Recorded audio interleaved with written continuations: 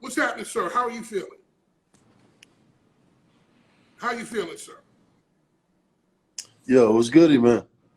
Plaxico Burress. Of course, followed Yo. the man's career from Michigan.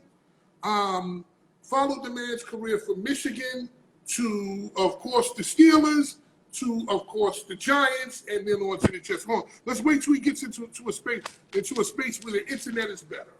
Motherfucker. There we go. Okay, there we go. So a man, and followed the man's career, starting with you played in Michigan, correct? Michigan State.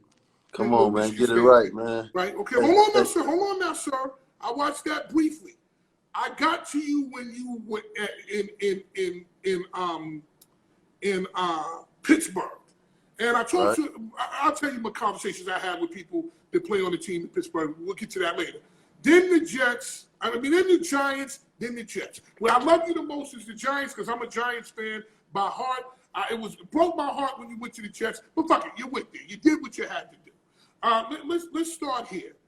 When you play football, when did you actually start? What made you actually put on the cleats and do this? Were you a kid, young, or did you start when you were a teen? What was your journey? Man, I was like 7 years old, man, just growing up in Virginia Beach, Virginia. And, my mom dropped me off at the park. She said, get out and go play. Wow. And when she came... Now, of course, you down there in the 7 cities, so anything in that 7 city area, 5 Beach, Hampton Roads, Bad News, all of those places like that, they play football down there like they play football. So you started at an early age. When did you recognize your greatness? When did you realize I can actually do this?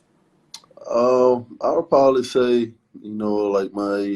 probably about my sophomore year in college. Well, so you didn't realize it in high school. You didn't realize that. I recognized when I was in high school, but at the same time, I was the number one wide receiver coming out of high school in '96, and we got a lot of playground legends where we from. Mm-hmm. So a lot of cats that that didn't make it out. I was one of the fortunate ones, and for me to get to college and be able to go out and compete with them. Actually, like my first college practice, I actually said to myself, I was like, damn, I actually got some dudes in my hood that are better than these kids, man. And I was like, that's when I knew. I was like, yo, I got some cats in my hood that's better than them. If you had dudes in Vibe Beach that were better, what is it that made them not be able to be on that field with you? What separates the high school player from the college player? You know what? I was exposed to it, and I got lucky. I had a high school coach that really cared about me, that saw my abilities that I didn't even see in myself. And so, I was going to be a basketball player. That was my thing. I was going to hoop, do my thing, go to the NBA, average 20 and 13 and 6, and just do my numbers. But, I had somebody that believed in me more than myself, and that sent me down to the University of Florida to watch the Florida-Tennessee game in the swamp when, I had never been on an airplane. I had never stayed in Virginia, so on and so forth. And, when I went down there and seen that, man, I just kind of made my mind up. And I thought, yo, this is what I'm going to do. But now off the beaten path, because you said you said you would hoop. Who's your game most like in the NBA right now? Who so that people will understand what your game is?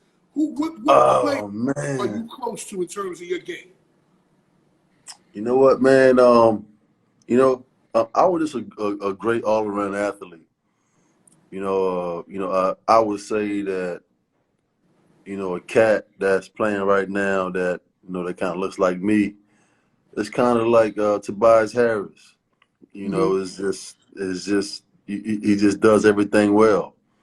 Swiss Army knife, all purpose. Swiss Army knife, all purpose. Yeah, he can score, he can rebound, he can get grimy, he can play D. Like he'll get on the floor, he'll do whatever you want to do. And you know, I didn't really specialize in anything special scoring. I was just a great all-around athlete. And you know, I came out of '96, so I was nominated McDonald's All-American in '96. I didn't make the McDonald's All-Star team, but you got to think, man. Kobe Bryant and Mateen Cleaves and Lester Earl, all these cats came out in '96, and it was a hell of a class. So you know, I just didn't stack up to what them boys was trying to do. Wow. So you decided. So did that play into the decision to go get on the football field and do that? Not really. I had a string of incidents that kind of happened. You know, coming out of military school, going to college. You know, being declared ineligible by the NCAA, had to sit out a year. You know, didn't have any housing, didn't have any financing. You know, just sleeping on my boy's floor in college because I ain't had nowhere to live. And just just a snowball of different things that kind of pushed me into the direction of just playing football. And I went to Michigan State as a Prop 48, so I wasn't on a scholarship. You know, I went there. I was dead ass. I had nothing. I slept on my boy's floor for a year, and I couldn't work out with the football team. I couldn't go into the facility. I couldn't do none of those things. So, I just linked back onto what I wanted to do. And I played basketball with, Morris Peterson, Mateen Cleaves, all these boys just every single day to stay in shape because I couldn't work out with the football team. So that's what I did to stay in shape. And then after playing with, hey, them boys are so good, man. They won a national championship. Mm-hmm. I was going to say, Cleaves was nice that year. Cleaves was lethal. Oh, the best point guard in the country. And then after playing with them, I kind of said to myself, I said, you know what? I'm not really as good as football at basketball as I think I am. So, you know what? I'm going to just go out here 6'6", 230 and jump over these little dudes on the corner at 5'10", 5'11", and just, create my path. Okay, but you played and you did it. Speaking of college, you said that Prop 48. For people who don't know what Prop 48 is, number one, explain that, and then I'm going to ask my question because some people may be confused about Prop 48. Yeah, so what happened to me was I came out of high school. I was the best wide receiver in the country. I didn't have the grades or the SAT to go to college. So they basically, bank on your potential of you being able to get eligible, passing 24 credits in 2 semesters or whatever it may be, or whatever conference you go and play in. And, Nick Saban was my coach. So he basically, put that on me. So, we're going to bring him in and, we're going to put that on him to see if he is capable enough of becoming eligible. And so I didn't have a scholarship. I didn't have nothing. So I just went up there on a whim and, just trusting in myself. I wasn't the best student or whatever you want to call it. But, I passed the football field, man. I just, the rest is history. Now, question number one is, you weren't good enough with the SATs, you weren't good enough with the grades, but you were on a trajectory to be a professional football player. You were good enough to do that. Do you think that maybe they need to change the rules, even down to your major?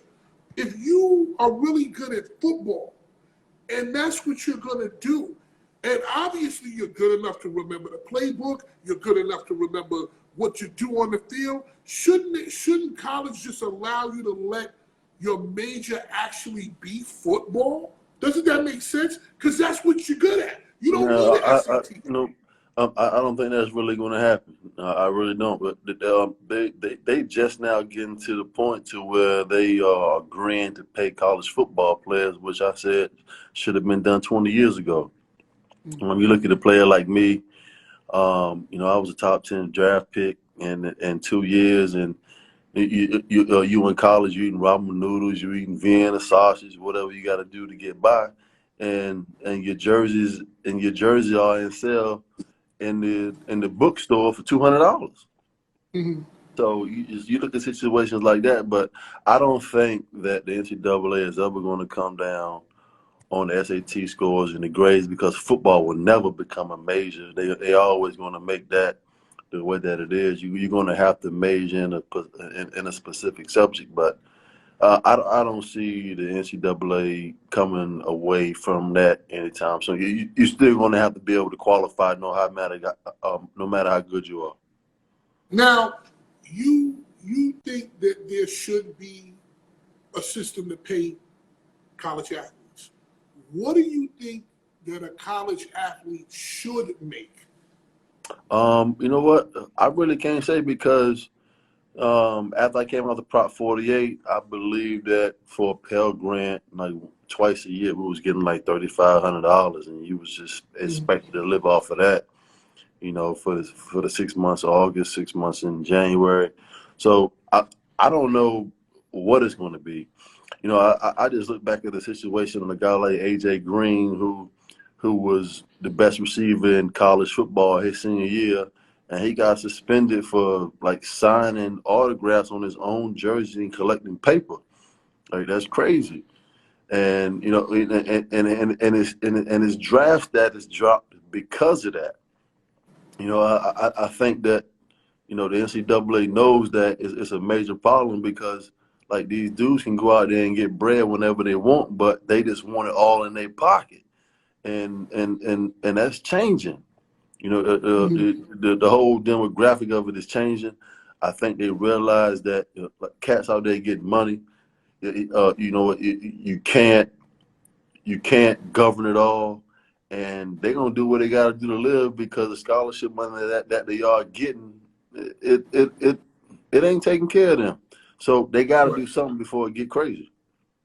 I think, for me, I think it's in between not making enough to go get yourself a big ass chain with some crazy shit on it, but being able to make enough where you don't have to do the ramen noodles. You can go and hang out. You can have a little bit of fun. You make maybe $2,000 a month. Okay, boom. You can go take care of your stuff. They give you a car. They give you everything and line you up so that you don't have to struggle and you don't have to worry. So now you do your thing at Michigan State.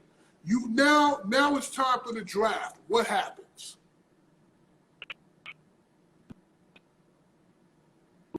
So quick. Coming out of Virginia. Hold on, we wait. Coming out of Virginia. So let me ask that again, because people didn't hear. You now do your thing in Michigan State. It's time for the draft. Hold on. Let's just wait. This should be interesting as fuck to me. Like, I love this kind of shit. And we had Bill Bellamy talking about on the acting side, but having somebody who really did it, who really lived it, definitely major shit. Because a movie is one thing, but actually somebody who's living it is something completely different in a whole different way. Hold on, let's just wait and see if he comes back. Because this is when the shit get interesting. Motherfuckers' internet always get crazy when it get interesting. I don't know. Maybe it's the Instagram internet gods. So you now do your thing at Michigan State. Now it's the NFL draft. What happens? What's the story behind that?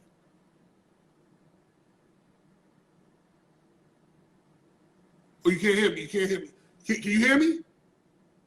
Hold on, I'm gonna hop out and hop back in. Hold on. Let me hop out and hop back in. Hold on. Let me see if you guys can hear me. Can you guys damn hear me? Hold on. If you can hear me, give me a number one. If you can hear me, give me a number one. If you can hear me, give me a number one. If you can hear me, give me a number one, because I need to know if it's me or if it's Plaxico. Let me know. No. Okay, hold on, let me see here. Okay, cool. You can hear me. It's cool. Good, gotcha. He just came back. Okay, cool. All good. All good. All right. You got me? Yeah, I'm back. I'm back in the fold. Hey, what up, Los? I see Who's my in here? man Los pop on here from the FLINT, Flint, Michigan, my second home. Oh, What's okay. going on? Listen, Los, I'm gonna be honest with you. I'm really hurt that they can find a vaccine for COVID, but they can't fix your fucking water. But that's another story for another time, Los. We'll get into that. Yeah. So you do what you do at Michigan State. Now it's time for the NFL draft. What happens? Oh man, it was a whirlwind. You talking about a kid that, I'm looking at the door. I'm about to kick the door open, and I really want to go back to school for my senior year to graduate.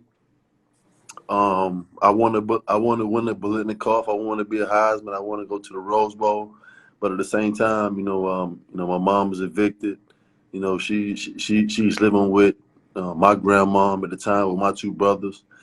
Everybody's kind of sleeping in the same bed, so it was kind of like a no-brainer for me to take my talents to the NFL. And I mean, just the whole process of just getting there and be like, getting drafted, at the 8th pick, and you got to pick up the phone and call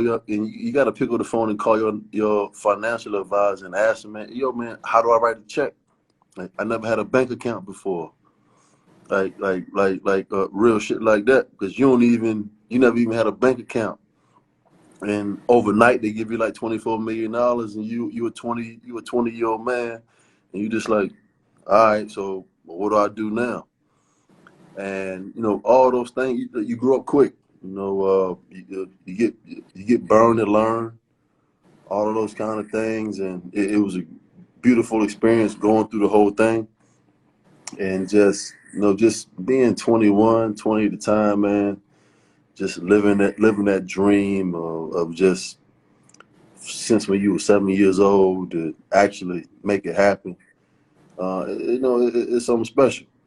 Now, you said burn and learn, and also the NFL and sports in general is the only profession where they ask kids who are 18 and 19 to act like they're 45 and 50-year-old men. It doesn't mix. You said you burn and learn. You got hit with 24 million. How did you learn and get burned? What happened? What kind of things happen to people? I mean, everybody come out of the woodworks for you, man. That's just how it is. And you gotta differentiate, the bad from the good, and understand, why people are, your best friend all of a sudden, and learn to say no in certain situations. But I mean, being in that space from being overnight, not being broke or whatever the case may be, to I can do anything I fucking want, like in the morning.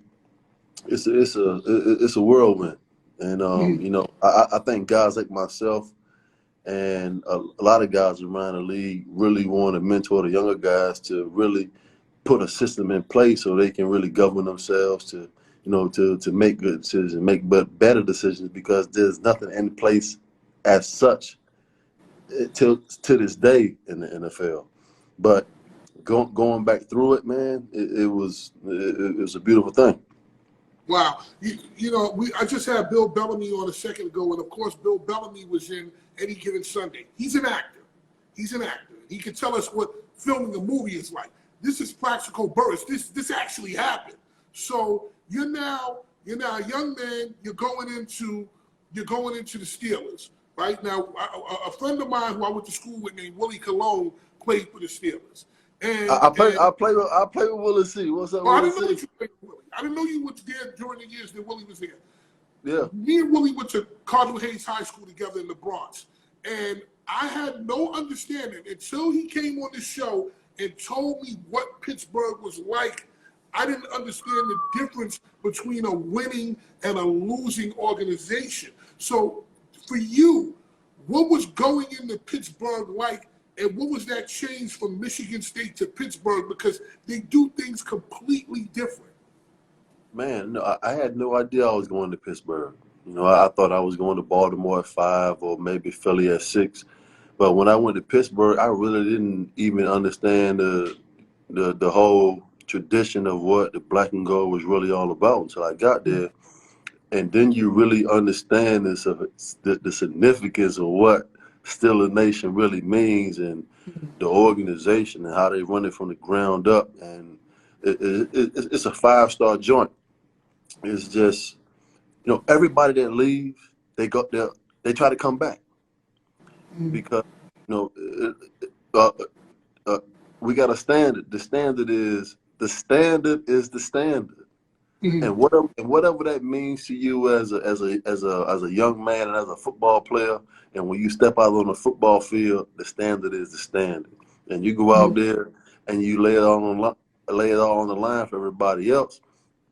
And it's just, you know, when I was in Pittsburgh for 7 years, I never been fined a day in my life because they put it in front of you as such that, you know, you're a grown man. You know, there are no rules, but if you can't govern yourself, you won't be here. And I think that's one of the most beautiful things about it, as far as the organization is concerned, is that everybody that leaves, you know, you want to go back because you understand how special of a place that it really is. Once you leave, you're like, oh man, I was really playing football over there. And, you know, just looking back as a kid, man, 21, 22, 23, we had some great football teams, man. You look at that team that we played on over there, man, we probably got 8 or 9 Hall of Famers to come off that team alone. And, Serious dudes. Who was on that team for people who don't know? Oh, man. Well, when I first got there, it was, you know, Damani Dawson, Hall of Famer, LaVon Kirkland, Alan Faneca, Jerome Bettis, Hines Ward, Joey Porter, Casey Hamden, Troy Polamalu, James Ferrier, James Harrison. The list goes on. When you said Porter, you said Harrison.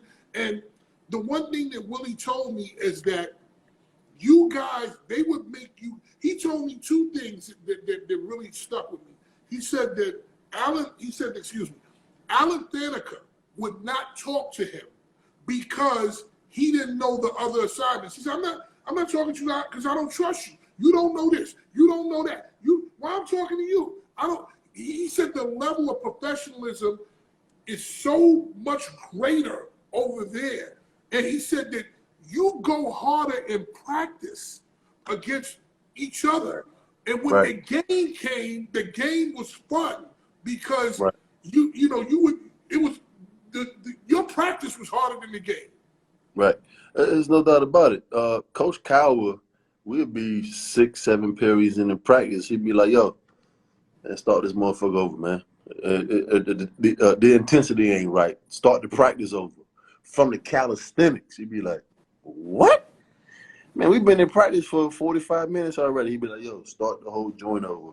The attitude ain't right.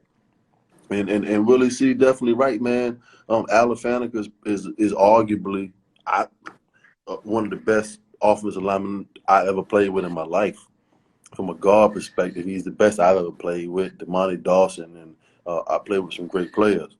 And, you know, Red set the tone, and everything that he told you about Fan is exactly correct, man. You know, we held it to a high standard. And you know what? If you didn't, you know, we policed ourselves. The coach didn't have to tell us. Like, how did you police yourself? We'd be like, look, man, you got to catch that ball, Plex, man. You out here fucking around. You got to catch that touchdown. You got to get that block. You got to make that tackle, whatever it may be. You know, we policed ourselves, and that's the one thing that is special about Pittsburgh that doesn't happen in other organizations, is that the players govern their own selves, and we hold our own selves to a higher standard. The coach ain't got to say nothing to us. You know, and when he said that to me, I was maybe about 2 months ago when I had that interview with Willie. I'm not a fan. Of course, I'm a Giants fan at heart, but I'm a fan of KC. I'm a fan of Seattle. Marshawn Lynch and Cam Chancellor and all them dudes are my actual dudes that I fuck with. So I was Seattle, but now the Steelers, I've become a fan of the Steelers just knowing how they do what they do. So now you leave the Steelers, and I want to just move over to the Jets real quick because I'm going to go back to the Giants. But you eventually wound up at the Jets. What were the differences between being with the Steelers as opposed to being with an organization like the Jets? What were the differences? It's a totally different aura. It's a totally different feeling as a player. You know, you get up in the morning and you walk into the Steeler facility for game week. You're like, yo, man, we're going to whip somebody's ass this week. Right. You get up in the morning and you walk into the Jets facility, you be like, damn, man, I hope we can get a win this Sunday. It's a whole different aura from an organizational standpoint and what the whole attitude is. Like these people over there in Pittsburgh, they breathe love, and they know football. New York, the Jets, they got enough money. They just corporate, man. You know, we just gonna buy a football team and put some people in the building and see if they can play. It's a whole different type of aura. But you come from this winning, even the Giants, you come from this winning world. How can you, it doesn't rub off? You know, you don't turn it, is it kind of a situation where one person can't tell these people what to do?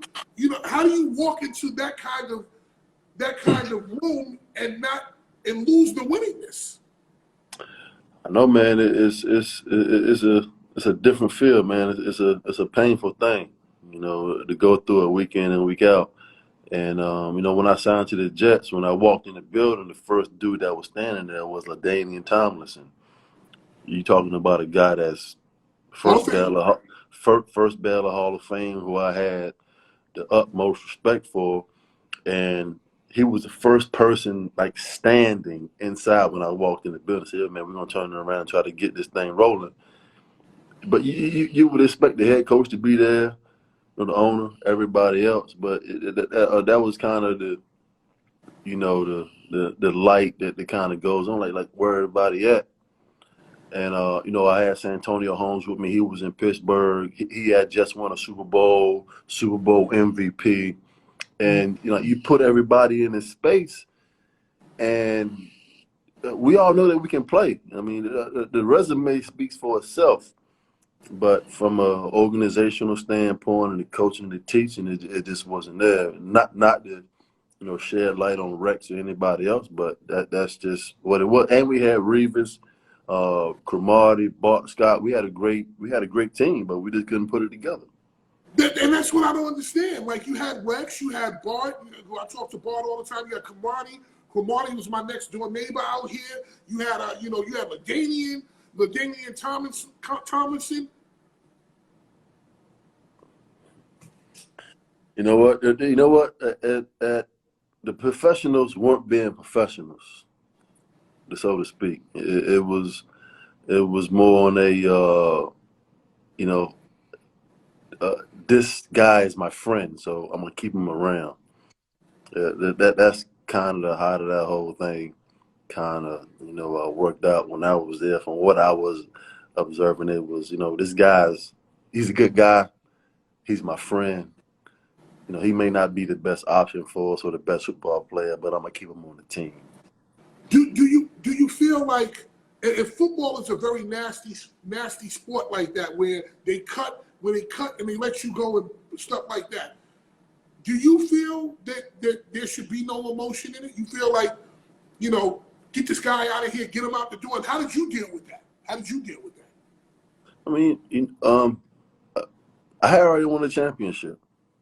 I came in the door with the goals of everything that I wanted to accomplish, and they signed me to a 1-year deal, so I knew what it was. And from a business standpoint, you can't get emotional. You know what? They teach us that as you grow older in the business is that, you know, look, hey, we like you. You're a great player, but at the end of the day, it's still all business. Right. And that's one of the things that kind of backs you down as a person, because you know what, man, this a job. Mm-hmm. Eating all the hot wings and all the the shrimp and the drinks and all that things at the games on Sunday. When the boys on the field, man, it's going out and performing. If you ain't performing, your ass out of there. So you never got mad at like a Revis, where Revis is like, "Yo, man, I'm not coming to work. I'm holding out, whatever," because you knew it was a business, or did you feel like, "Yo, listen, you're supposed to be out here with us, putting it in"? Absolutely not, man. Get every penny you can while you're there, because if you ain't performing, you out the door. That's just how it is. Revis was the best in the business. He was the best in the business for like 10 years straight. Revis Island. Without a doubt, he was the best corner football for 10 years. I played against him every day in practice. I knew it when I seen it and competing against him. So why would you care about what another man doing? He deserved it. If you want to sit out, he deserved every penny he getting. Because you know what? As soon as he go out there and he break that ankle or tear that knee, he out of there. He's out of there. And you gotta understand that as a player and everybody else on the sideline. Right. Now you walk into the door, you have a championship. When you do win a championship, where does your mind go? Where does your mentality go? Does it change? Is it like, yo, I got my chip, I just want all the money now? Where does your mind go? Hey, your mentality doesn't change because it feels so good that you want to get to another one. It's addictive. It's addictive. Once you taste it and you feel that confetti fall and you hoist that trophy, you be like, man, listen, I don't know what I gotta do to get to it again, but I'm gonna put everything on the line to get to this feeling again. It's the best feeling in any sport, reaching the pinnacle of your profession. It doesn't matter what you are. If you're a writer, a banker, a music position, whatever you are, everybody wants to get to the pinnacle of their profession. Right. And in sports, it's very few. It's very few. And you want to experience as many times as you possibly can. Definitely, I agree. You know, your Super Bowl ring is my shit bowl behind my shoulder. Same kind of deal. You go from Pittsburgh to the Giants. What you land at MetLife Stadium. You land at the facility. What are your first initial thoughts of the Giants and what's happening there? I love it because I'm in a situation that I want to be in, and I kind of control the narrative of me, putting myself into a piece to a puzzle that I thought that I could win a championship with a football team. I needed a tight end. I had one of the best tight ends in Jeremy Shockey. I had a great counterpart in Amani Tuma. I had Tiki Barber, who was one of the most underrated backs in football at the time. And, I had a young Manning saying to myself that, hey, if this guy can go out and be as halfway as good as his brother, then we got a pretty good chance. And at the time, the New York Giants wasn't big for bringing in free agents. That they brought in myself, Antonio Pierce, and Kareem McKenzie, and we were the only three parts put into that team. And I think that they went like 4-12, 4-12, and 6-10. And when myself, Kareem, and AP came in, man, we just, we hit the ground running, 6-2, 6-2 at the break, 6-2, and we just created a whole different culture within the organization. Now, everybody knows Eli Manning, and when I see him, I don't know the man from a can of paint. I look at him as the all shucks guy. Oh shucks, like just not no swag, whatever. What is the real Eli Manning? Because I'm just gonna tell you what I felt. I felt like as long as Jeremy Shockey was there, I felt like as long as Jeremy Shockey was there, he didn't give me the swag that made me feel confident about he could take the whole team over. What about Eli Manning? What about Eli that we don't know, that we didn't see? I don't need my quarterback to have swag. I don't need that. I need him to be, put us in the best place possible in audibles and different situations. I want him to be intelligent and recognizing coverages and me and him being on the same page. I don't need him to be jumping up and down with no swag and different things like that. I want him to get on the center and make the best plays for the team, myself, and to help us win. He can be the dullest motherfucker in the world, but when Sunday get here, he's the most intelligent player on the football field, and that's what he was every Sunday.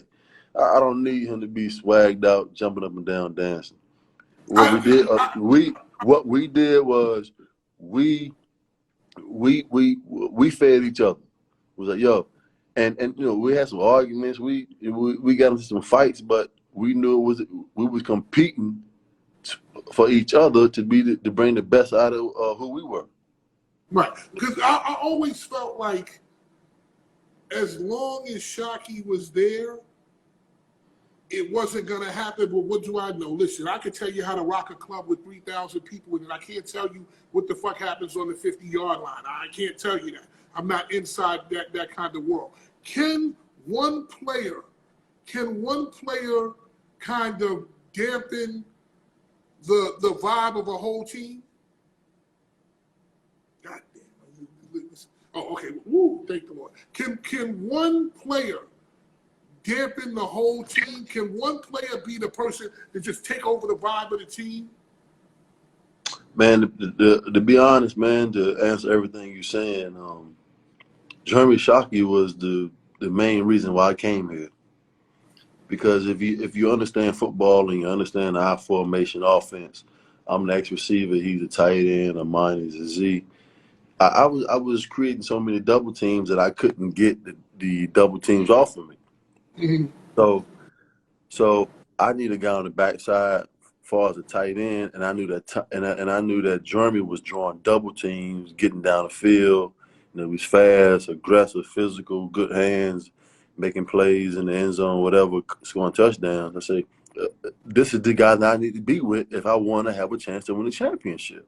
And I didn't just chase the paper, going wherever I wanted to go. It was like, where do I fit in at? Right. What's the best fit for me? And in order for me to win a championship, I have to play with a tight end that can stretch the field. And that's the main reason why I went to New York. I could have went to Houston. I could have went to Carolina. I could have went to Minnesota. I'm happy you didn't. And I could have stayed in Pittsburgh, and New York offered me the same contract. But I knew that my game wasn't going to take off and flourish if I didn't have a tight end on the backside, and that's why I chose to come to New York. So now here you go. You're in the Super Bowl. You're against the Patriots. All this kind of stuff. They give you. What were the chances you got? What were the odds? What were they saying? Man, hey, it really don't even matter because it's right there on the wall, man. Yes, it is.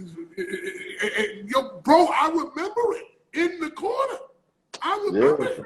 Yo, I had Doritos in my hand. I had Doritos. The fucking Doritos they were all in my face. Listen, I didn't catch the ball, but I definitely had Doritos in the red bag. And you dropped the whole Dorito bag. What you did? Sir, fuck those Doritos. Fuck those Doritos, man. These shits were all over the place. I was with a bunch of Alabama. When did you realize that you guys were going to do it?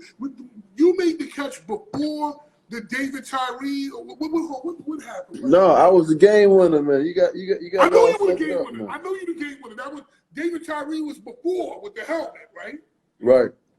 Okay. Yeah. Right. So when that shit happened and the guy got the shit on his head like this, what are you saying? What are you saying?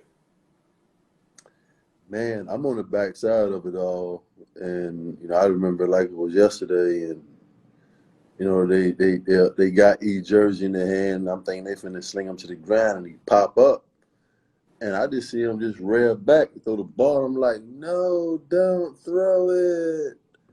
And he just threw it like in the middle of the field, and I couldn't have made that play. I don't think there's too many human beings on the earth that could have made that play. But understanding Rodney Harrison and knowing his knack for the football, I think he was one interception in postseason history from breaking the record. Mm-hmm. So he went for the football. Right. If he just undercuts David, tips him upside down, he probably drops the ball. But Rodney went up to fight for the ball, and history tells us that it's one of the greatest plays in Super Bowl history because Rodney went for the ball instead of trying to make the play. Yep. And I can't read faces in helmets, but I could see the tightness on that man's face because he's never gonna live that down. That's his posterized moment. Now, y'all are there. You go back to the huddle. What's being said by you, Eli, Tyree? That catch happens, the helmet happens, you get back in the huddle. What's being said? Man, you know what? I'm getting double teamed, and so we call the same play 3 times in a row to see if they can get out of the coverage, and they don't get out of the coverage. So we just keep throwing the ball to Smitty in the flats. We got a double slant on the backside with Smitty going to the flat, and then they keep dropping them. So we can keep calling the same play. We're in a 3-by-1, which is 3-by-1 is like 3 receivers on one side to the strong, and I'm the only long weak wide receiver by myself. So they got a choice to make. Either we gonna play the trips to the strong side and defend it, or we're gonna leave this man over here 1-on-1, which they didn't want to do. But they got to a certain point and it was like, yo, man, if they keep doing this, it's gonna be a walking touchdown. So they decided the worst thing what they possibly did was they played cover 0, which is blitz 0, which is no safety help. They just rolling the marbles, all the dice, and they just blew the call. If you look at this film, so Spike Lee did a film at a Tribeca Film Festival probably like 5 or 6 years ago. It's called The Greatest Catch Ever. It's a culmination of myself, David Tyree, Mario Manningham, and Odell Beckham. All these catches from Eli Manning. So, and they interviewed Rodney Harrison for this piece. And I didn't know about it until I saw it. And so Spike flew to Atlanta to interview Rodney Harrison at his home. And Rodney Harrison says on the film that when the call came in from the defensive coordinator to the late, great Junior Seau, that Rodney Harrison walked up to Junior Seau and tried to change the play call. And Rodney said, Junior looked at him, he said, yo, man, I can't change the call. But mind you that if it was like the first, second, third game of the season, he would change the call. But it was a situation, Super Bowl, 3rd down. He's like, yo, man, I can't go against the coach. I got to go with the call. And Rodney Harrison says he knew right then that the game was over because he knew the guy on the outside couldn't cover him. Done. Crazy, right? Done.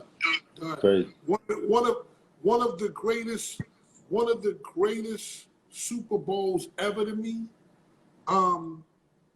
There's nothing else to say about that. Just to go back. Again, I'm gonna ask you one more time because I really want to know. I'm dying to know about this particular thing. That play happens. Are you in the huddle for the next play? There is no next play. No. I'm talking about when David Tyree caught it. Yeah. Right. I'm in the huddle for the next play, and right. I go over.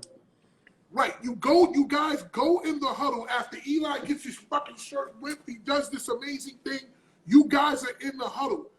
I have to know what you guys say to each other. We don't say nothing because everything's happening so fast. It's like So you look at the Jumbotron and you like, oh shit, he just caught this ball in the back of his helmet. Right. So I walk over to David Tyree and I grab him and I pull him to me. I'm like, yo, do you know what you just did? He was like, I don't know what's going on. I said, yo, man, you just saved us the fucking Super Bowl. And he walked off the field. And that was the last time that he was on the field for the rest of the game. Mm-hmm. So just going through it all, man, everything happened so fast that it's just, you really don't have the time to think about it until like after. Because like, you know, I'm trying to get to this chip. You know what I mean? Right. Okay. I thought it was something, maybe that's like the movies in me thinking that Eli said, look, I do this or whatever. You know, I don't know what the fuck happened. But I want to thank you for coming through, brother. We'll talk later. I want to have you come on and just go around the NFL at some point before the end of the Super Bowl. Oh, shit. Now, come on now, man. Now, come on now, man. Now, come on now, man. Now, come on now.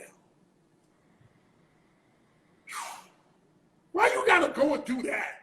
Why you gotta go and do that? Man, you just gotta let them know, man. I got Bussy over here, Hall of Fame. Come on, man. Still shining. Why you gotta go do that, man? You ain't have to do that. Come on, man. All right, you do something. Fuck it, man. Fuck it, man.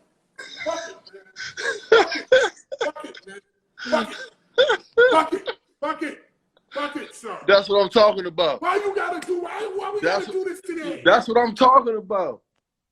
Elite company. That's what I'm talking about. I don't want to do that. So everybody gets their own. Everybody gets their own personal one. No, that doesn't happen that way. Well, what's that? What I got? Yeah. Oh, that's very special. Everybody don't get one of those. Every player don't get a trophy. Come on, man. Everybody don't get a trophy. Everybody don't get a trophy. It's crazy. It's crazy. You just flex on me for no reason, man. Everybody don't get a trophy. Man, you got the platinum, plaque, you got the MTVs, you got the Grammy, you got everything. No, that's something different, sir. I understand what you said. I got my shit over here, but that's something different. I just thought that the people will want to see it. No, I want actually, you know what I mean? I want to see it. Hey, it's even more special when you put it in your hand. Yeah. Oh, no. I'm gonna tell you a story before I leave. Cam Chancellor is my guy. Marshawn is my dude. Cam from the crib. Cam from North. No, Cam is from Palm Beach, of course. Yeah, we're from the same hometown. 2 years I did his function, his thing in his party, right? Right. So I get cool with Cam. We cool. They lose in that year, and they lose like 3 or 4 in a row in Seattle. He won one game. I called him. Then they won another game. I called him after the game. They won another game. I called him after the game. So they kept winning. They wouldn't lose. So the one time he said, yo, call me after the game. So I called him after the game. They get to the NFC Championship game. I said, yo, Cam, I'm coming out there to come to the game. It's the first time I've ever been to the game. I got a ticket on the 50-yard line. I was on the Seattle side, like Marshawn was eating the motherfucking Skittles, all kinds of shit. I saw everything, right? They were losing. And I heard some white woman say, you gotta believe. And this was like 10 seconds. I mean, like 2 minutes before the end of the game. That's the game. They turn around. They win it somehow. I go back to my hotel. Cam is like, yo, we going out to party. I go to the club in Seattle. I get on the mic in Seattle. I got the whole fucking club going crazy. Marshawn going crazy. All kinds of shit. Shit is wild. I go to the Super Bowl. Cam might come to the Super Bowl. I said, all right, boom. I went to the Super Bowl. I went and got a room because it was in Arizona. So I know all the clubs. I was like, yo, fuck that. Once y'all win, we going to go to the club. I'm going to take you, Marshawn, everybody going to turn up, right? That's the year that Russell Wilson threw the pass and it got intercepted. I was literally taking my clothes out, laying my shit on the bed like, yo, I'm going to wear this to the thing, I'm going to wear this. And then when that happened, I was sitting in the room for like an hour and a half. Like, what the fuck I'm gonna say to Ken? So anyway, I call him and he said, yo, come over here. We going to the club anyway. I can't stay in here. And I learned, I was so ready to touch that shit because he was like, yo, bro, you'll touch it, everything. When you come to the after party, everybody's in there. You can touch the shit. You can do whatever. Never got to touch it. That shit hurt, bro. You know what? I luckily for me, Cam is family. You know, we all. Huh? Cam is family. I can't hear you. I say Cam is family to me. You know, we all from the same hometown. I never been on the losing end of one, which is a blessing. You know what I mean? But he got him one, which He is got what. one. He got one. You know what? Hey, myself, Cam, and Percy Harvin. Yeah, Harvin is from Raw Beach? Yeah, all from one city. I didn't know that. The Beach Boys, the real Beach Boys. Right now, I know that Vic is from Bad News. I know Vic is from Bad News. Because my family's from all Hampton Roads, Williamsburg. My brother went to school in Hampton, so I know that area well. I knew that. Did you play against Vic in school? Because obviously you Raw Beach, they Bad News. Yep. How good was Vic in school? Lightning. He was probably about 165 pounds then, so he was really floating. So he was giving y'all problems when y'all played. Y'all were having problems with him. Oh man, he was a year, 2 years younger than me. Okay, so y'all didn't play at the same time. Nah, but yo, I gotta get ready to get out of here, man. Yeah, that's what I'm saying, bro. Listen, I want to thank you. I want to thank you before you showed me the damn Super Bowl. You did too much, man. You showed me the Super Bowl shit. I want to thank you for coming. Oh, here we go. Here we go with your shit. Here we go. I want to thank you for coming through, sir. That's all I have to say. Stop doing that to me. Hey, man. Hey, you come by the crib, man. We barbecue, whatever, man. We'll kick it. You know, we'll do our numbers. I got to come and touch the trophy. I'll talk to you later. God bless, bro. Love you, man. Hell to yours. That's my guy, Plaxico Burress, right there. He showed his ass to me. The man just showed his ass to me.